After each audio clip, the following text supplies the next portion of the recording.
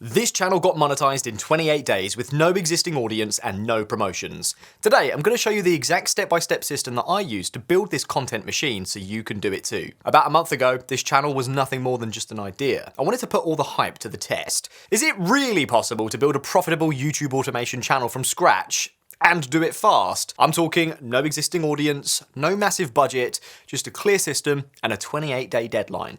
The internet is drowning in people who promise you'll get rich overnight with these faceless channels, but they are just selling a fantasy. They always leave out the most important parts. They don't tell you about YouTube's recent crackdown on low-effort, spammy AI-generated content, which has put a ton of channels on the chopping block. They don't tell you how to actually create quality content that people want to binge-watch, and that YouTube's algorithm will actually push out to new viewers. Well, I'm giving you the entire playbook. The secret wasn't just using AI, it was about building a content machine with a specific mix of smart AI tools and affordable, high-quality freelancers. So, this is not a get-rich-quick scheme. It's a blueprint for building a sustainable, valuable asset. So let's have a look under the hood and get into the exact system that I used with no fluff and no secrets. Look, the most important decision that you're going to make, the one that literally makes or breaks your channel, is your niche. A great niche has a built-in audience, a bottomless pit of video ideas, and competition you can actually beat. A bad niche is a one-way ticket to zero views and a whole lot of wasted time. Most people mess this up. They pick something they're passionate about, which is a fine start, but they don't actually check if anyone else actually cares. Or worse, they jump into a niche like finance or motivation, where they are just a tiny fish in an ocean of massive channels. My strategy was different. I used data to find a niche with what I call a voracious audience. Viewers who devour content on a specific topic like it's their job. For this channel, I landed on dark history. Why? It's fascinating, it never gets old, and there are literally thousands of years of stories to tell. Here's how you can find your own goldmine.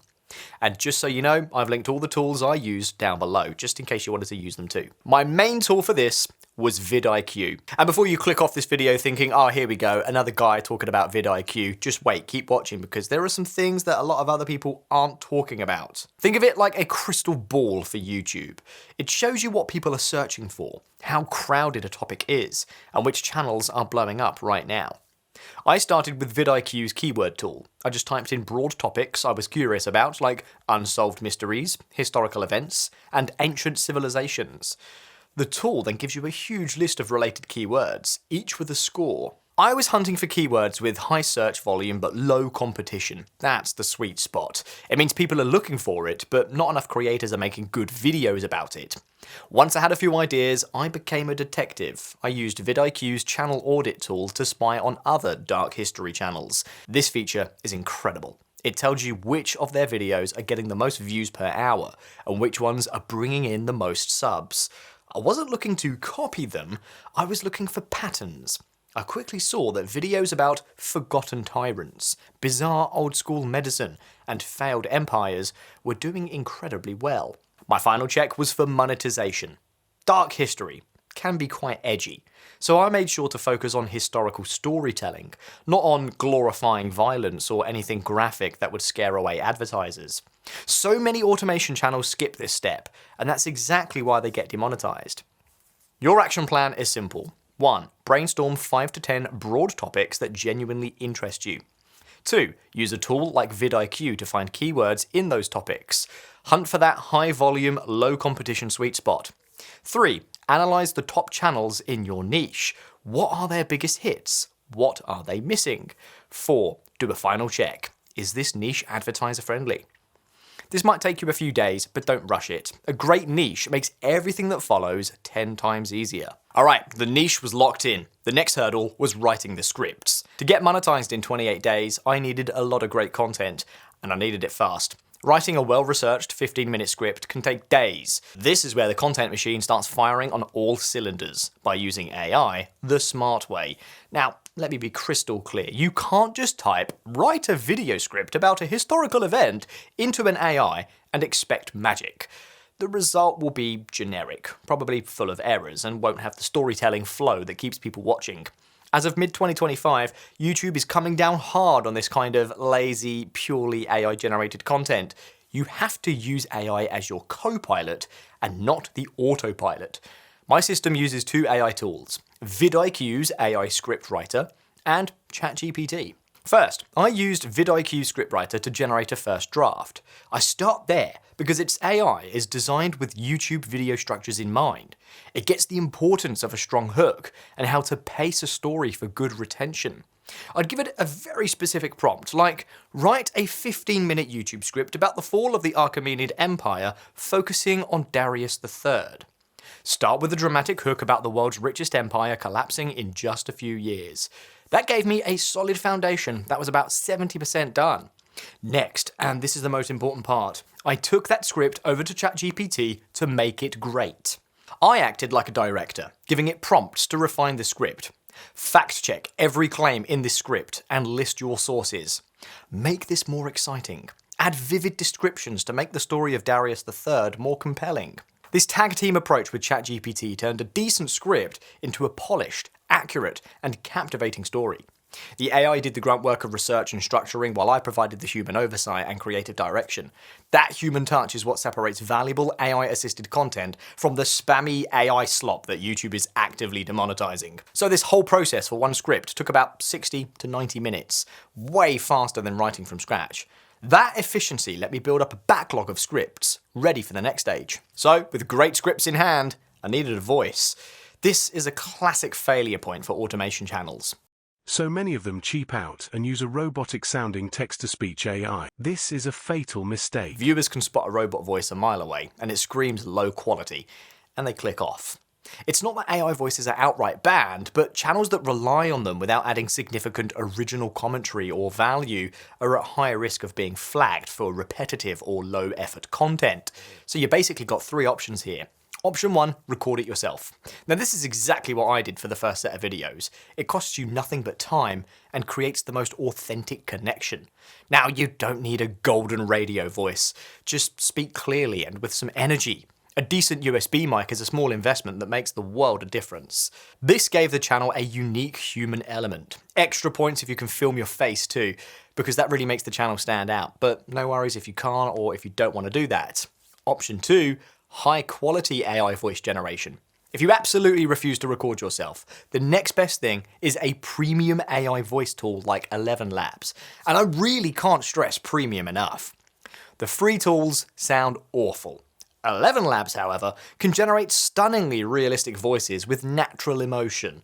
Now, it's not free, but the plans are affordable, and the quality is light years ahead of the robot voices that can kill so many faceless channels. It's an investment in quality that helps with viewer retention and monetization eligibility. In fact, here's a video I did for another channel that I'm still growing using 11 Labs voices. Human innovation. From discovering fire to inventing the fidget spinner. We've come a long way, haven't we? But nowhere has our brilliance shone brighter. Option number 3, hire a freelance voiceover artist. This is the most professional route, but also the priciest. Sites like Fiverr are full of talented voice artists. You can find great ones for a fair price, but it adds another layer of cost and management. For this 28-day challenge, I stuck with my own voice to keep things fast and cheap, but it's a solid option for scaling up. For this case study, using my own voice was the perfect mix of quality, speed, and cost. It ensured the content had a human core, making it valuable to the audience and fully compliant with YouTube's policies on originality. The voice is the soul of your video, so don't cheap out on it. Okay, so this is where the automation part really comes to life. I had a great script and a clean voiceover. Now, I needed to turn them into a video with compelling visuals. Doing this myself would have been a nightmare. Professional video editing takes years to master, so I outsourced it. My go-to platform was Fiverr. My mission was to find a reliable video editor who understood the fast-paced documentary style of YouTube and could deliver a 15-minute video for about 30 to 100 bucks. Finding the right person is key. You can't just sort by the cheapest. So here was my process. 1. Search YouTube video editor and set a budget filter. 2. I ignored brand new sellers and huge agencies, looking for individual editors with a lot of great reviews, 4.8 stars or higher, and a portfolio that matched the style I wanted. 3. I specifically looked for editors who mentioned using stock footage libraries. This is non-negotiable for a faceless channel. 4. I messaged my top 3 candidates with a super clear, templated brief. I sent the script, the voiceover, and links to 2 to 3 other videos saying, I want a video that feels like this. Being clear is everything. After a quick chat, I hired an editor who got the vision. The workflow became a simple machine. I dropped the script and audio into a shared Google Drive. They would find relevant stock footage, add on-screen text, pick background music, and assemble the final video. The trick is to build a system. Once you find a great editor, they become part of your content machine. You're no longer trading your time for video production. You're just feeding scripts and voiceovers into the machine, and it spits out finished videos. For this project, I got a 2-day turnaround on each video. This allowed me to create a pipeline. While one video was being edited, I was already scripting and recording the next 2. This is how you build unstoppable momentum. You're not just making videos, you're building an assembly line. Right, having amazing videos means nothing if no one sees them. The final piece was a launch strategy designed to hit the monetization numbers as fast as possible. Now, YouTube's monetization program has 2 main tiers. The first tier starts at 500 subscribers and 3,000 watch hours, which unlocks fan funding features like super thanks and channel memberships. But the big goal, the one that unlocks ad revenue, is still 1,000 subscribers and 4,000 hours of watch time. That was my target for the 28-day sprint. First, the upload schedule. I didn't just upload randomly. I had 4 completed videos ready to go before the channel even launched. I uploaded on day 1, day 3, day 5, and day 7. After that first week, I switched to a steady schedule of around 2 to 3 videos per week. This initial burst tells the YouTube algorithm that you're serious and gives new viewers a backlog to binge, which juices your watch time. Second, every single video was optimized for search. Again, vidIQ was my secret weapon here. I aimed for a perfect SEO score of 100 on every video, or as close to 100 as I could, which meant title, using my researched keywords in a title that made you want to click. Description, writing a detailed, keyword-rich summary of the video. Tags, using a mix of broad and specific tags recommended by vidIQ based on what was working for top videos. Third, thumbnail and video length. My videos were all intentionally over 15 minutes long. Longer videos can lead to more watch time, the metric the algorithm loves most. For thumbnails, I used Canva to create simple, bold designs with high contrast, colours, an expressive face, and text that sparks curiosity. Also, vidIQ has an AI thumbnail creator as well, which is excellent. I used that for some of the thumbnails too. Finally, I made it easy to subscribe. At the end of each video, I had a clear call to action. I used playlists. For example, I made a dictators playlist and would direct viewers to it in relevant videos. This keeps people on your channel longer and tells YouTube that viewers are engaged. Following this strategy, the channel grew steadily. There wasn't one massive viral hit, it was compounding growth. One video would get a few thousand views and bring in some new subscribers. Those subscribers would watch the next video, giving it a boost.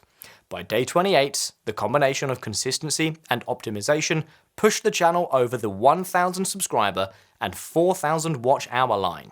Okay, I know what some of you are probably thinking. Isn't YouTube automation just a fancy name for spam? And honestly, for a lot of people, it is. The internet is a graveyard of dead channels with robot voices reading stolen articles over random stock footage. That model is finished. The reason this system worked, and why the channel was approved for monetization with no problem, is that we baked quality and value into every single step. The content is genuinely valuable. The scripts weren't just spat out by an AI. They were researched, structured for great storytelling, and fact-checked by me. YouTube's policies are designed to weed out content that is mass-produced or lacks original insight. We avoided that by telling unique stories. There was significant human direction. I chose the niche, I guided the AI, I recorded the voice, and I directed the editor. The AI and the freelancers were tools, but the creative vision was human-led. That's the difference YouTube looks for. They don't outright ban AI, they penalise lazy, no-effort content that brings no new value. When a real person at YouTube reviews your channel for monetization, that's what they see. They ask, do people actually like this channel, or is it just gaming the system? We made sure the answer was the former. So if you're thinking about this, you need a mindset shift. It's not actually automation. It's a leveraged content business. You are the CEO, using tools and talent to scale production without sacrificing the quality that builds a real audience. If you're getting value from this blueprint and want more strategies for growing on YouTube, make sure to subscribe and ring that notification bell. I'm always testing new things and sharing what actually works. Okay, day 28 rolled round, and it happened. I logged into YouTube Studio and saw the message I'd been working for. Congratulations, your channel has been accepted into the YouTube Partner Program. I had taken a brand new channel from nothing to monetized in less than a month. No lucky viral video, no paid ads, just relentless focus on the system. Getting that monetization approval is the ultimate proof that this method works. It confirms that you can use AI and freelancers to create content that YouTube sees as valuable. But getting monetized is just the starting line. What I really learned is that YouTube automation is the wrong name for this. A better term would be systematic content creation. It just has less of a ring to it, doesn't it? But the real magic isn't in the automation. It's in having a repeatable, efficient system for making high-quality content. The biggest lesson is this: the barrier to entry for creating a YouTube channel has never been lower, but the standard for quality has never been higher. You can't cut corners anymore. The tools we have today, AI writers, AI voices, a global pool of freelance talent, are incredible. They let one person achieve what would have taken a small media company a few years ago. But they are just tools. They don't replace a good strategy, creative direction, or a commitment to making something great. If you're ready to try this, I want to help you get started. I've put together a list of all the tools that I mentioned: vidIQ, ChatGPT, 11 Labs, and I've even put a link to the Fiverr editors that I used down below. You can find all of those links down in the description. This is the system that's working right now. Don't wait until everyone is doing it. Take this blueprint, make it your own, and start building something. If you have any questions, drop them in the comments below because I'll be answering as many as I possibly can. Thanks for watching. I'll see you in the next one.